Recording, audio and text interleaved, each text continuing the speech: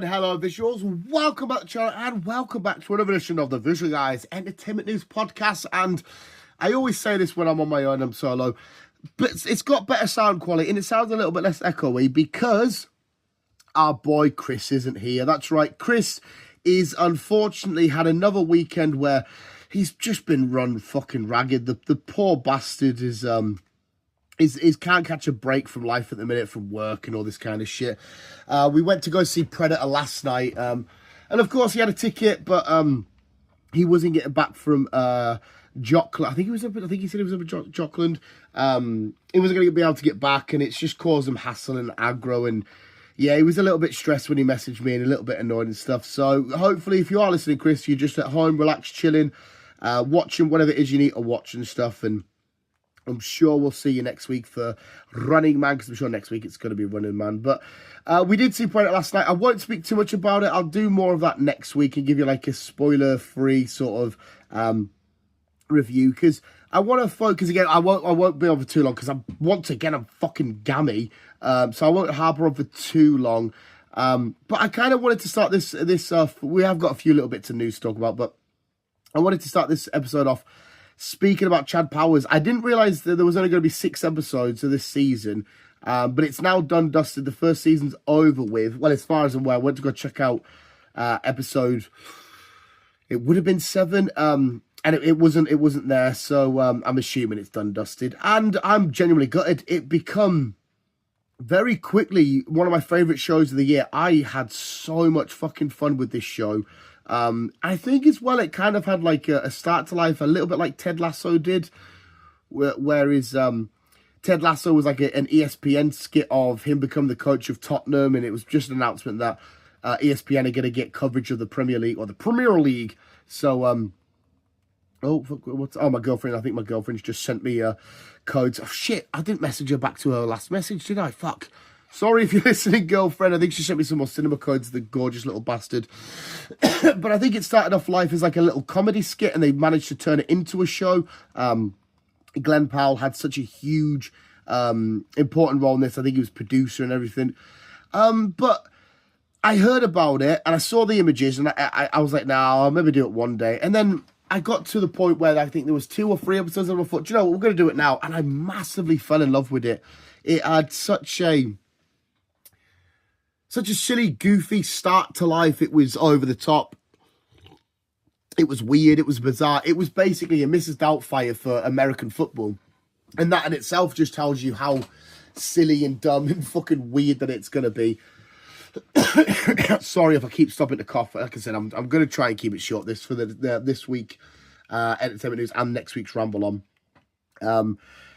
But yeah, and then we get to some moments that are extremely hard and heavy, and you're like, oh my fucking God, where are we at here? We get a moment where he's, spoiler I guess, he's trapped in this character that he's made of Chad Powers, and he's being told some hard truths that he has to listen to, and he has to sort of go, yeah, okay, and just sort of agree with, and it's quite uncomfortable and unsettling. And then we get a reveal of a certain somebody finds out who he really is and stuff like that, and he has to kind of not blackmail her, but like say, listen, you won't grass, because if you grass me, the college program goes down, your dad's career goes down, all this kind of shit. Every win that we've got means for nothing and all this kind of stuff. Because I get where he's coming from.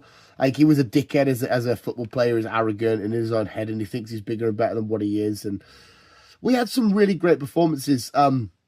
The way Glenn Powell was switching between the 2 different personas was actually, I really enjoyed Glenn Powell. Yes, he's a handsome man, and I pretend to be like, oh, Glenn Powell and shit. I've always thought he's a really good actor, but in this I thought, for a silly, dumb little show, like, you're, at least to me, putting on such a beautiful, amazing performance for something that I don't think supposed to be beautiful and shit like that. It's just supposed to be a bit of dumb fun. And it still is. Above all else, it is still just dumb fun, but there is a bit of heart and stuff to it. So yeah, massive shout out to Chad Powers. I'm gutted that it's done. I can't wait for season 2. I don't have any news on season 2, when it's going to be and all that kind of shit. Hopefully it's not too long, because like I said, I massively enjoyed it. Something that we did get news wise quickly was a new FNAF trailer, and oh my fucking God, I feel like they're definitely turning it up quite there was a lava tower on this roof, and it's just launched itself off. Okay, right. Okay, so that lava tower just yeeted itself. This new trailer looks a hell of a lot more heavy and hard hitting, and a bit more. I don't want to say scary because they're not scary, but a bit more intense. Whereas the first one was relatively cute and colourful and playful. I am a huge fan of the FNAF franchise and the FNAF world, hugely, and mostly down to the YouTubers that played it and stuff. But I know big parts of the lore and the in-depth shit, but there's people that obviously know way more than me. So I'd love to get thoughts and opinions of people that I probably know it just a bit more than me on Easter eggs and all that kind of shit, and shit that we got and we might have missed and stuff. Like I do like the joke about Thingy's about to put the mask on. It's like, oh, that'll never work, will it? And we know from the game using the mask is a way you can hide from the animatronics and stuff. But I'm looking forward to it. I think it's going to be awesome. Huge shout out as well to Welcome to Dairy. Me and Chris did speak about episode 1 last week. I think he was only one. What did he do? 2? I can't remember now. But episode 3, they've been coming out on a Friday, but episode 3 is coming out on Monday. I think that's because it's some sort of actual day of something. Something to do with maybe horror or it or Stephen King or some shit. But that episode 2 we got was fucking nuts. We had one of the most weirdest, freakiest, craziest scenes I have seen in TV. Because I guess the show's not scary, but it is icky and acky. We got one of the most disgusting little birth scenes ever. So one of the young girls in the show, obviously, she killed her mum during childbirth, and Pennywise is using that to feed on her and shit. And he's using that information. And she wakes up, well, she's like having a nightmare state in bed. And she's like, she thinks she's under the sheets, but it's slowly, it's like it's the mum's belly, and she has to rip out of it. And then she does eventually get out. And there's like, I don't know who the actor is, but she's like playing the mum.